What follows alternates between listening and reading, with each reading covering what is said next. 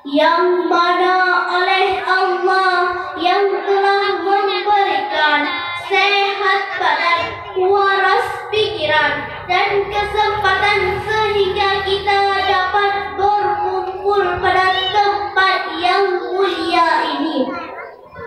Untuk itu, jangan pernah putus untuk bersyukur dan bertawakal kepada Allah yang Maha Besar. Selanjutnya, selawat bermahkotakan salam. Marilah sama-sama kita sanjung dan sajikan kepada seorang proklamator Islam sedunia, seorang pemimpin yang bijaksana, seorang manusia yang berakhlak mulia, seorang hamba yang taat beragama, seorang panglima perang yang dicintai oleh setiap kawan dan disegani oleh setiap kawan. Beliau adalah Habibina wa Rasulina Maulana Muhammad sallallahu alaihi wasallam, yang kami hormati Tunku Imun Gampong Bangkajaya, yang kami hormati Gesit Gampong Bangkajaya dan aparatur desa, yang kami hormati Dewan Juri yang arif dan bijaksana yang akan menilai kami dengan seadil-adilnya, dan yang kami muliakan kaum muslimin dan muslimat yang dirahmati Allah. Ma'asyiral muslimin wa jumlatul mu'minin rahimakumullah.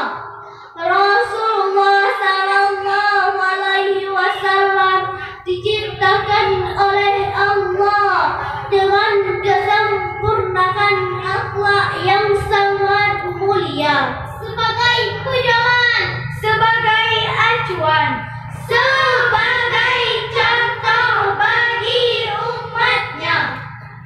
Telah sampaikah kepada kita betapa mulianya akhlak Rasulullah? Bukankah beliau yang menjemuk tetangganya, yang membencinya? Bukankah beliau yang menyuapi Yahudi buta, yang senantiasa menghinanya? Bukankah beliau yang meminta kebaikan untuk Taif yang mengusirnya? Lalu mengapa kita lupa? Bukankah Rasulullah mengasihi anak yatim, senang menyambung silaturahmi, hormat kepada orang tua, santun dalam berkata, tidak pernah mencaci dan mencela, dan tidak pernah menyimpan dendam. Hadirin, sesudah kami berkontemplasi dengan sangat perspektif nurani tentang hal ini, izinkan kami tiga mengangkat topik syarahan dengan judul Kemuliaan Akhlak Rasulullah sallallahu alaihi wasallam. Dengan landasan normatif kitab suci Al-Quranul Karim, surah Al-Ahzab ayat 21 yang berbunyi,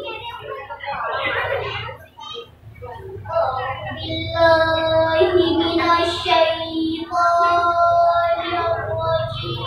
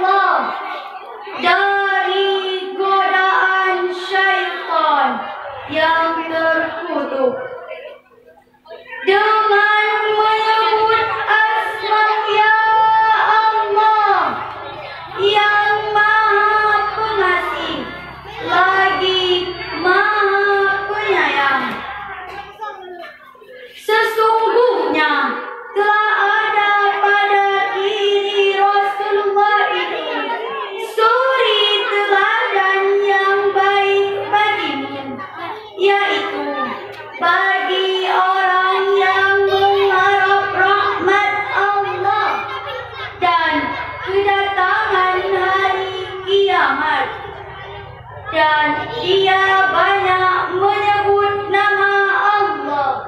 Ma'asyiral muslimin wa jumlatul mu'minin rahimakumullah. Nah, kita sebagai umat baginda Rasulullah sudah seharusnya kita mencontohkan apa yang telah Rasulullah contohkan kepada umatnya. Tapi ironis sekali dengan apa yang terjadi sekarang ini, generasi muda sekarang lebih gemar berbuat maksiat, melakukan zina, Memakai narkoba.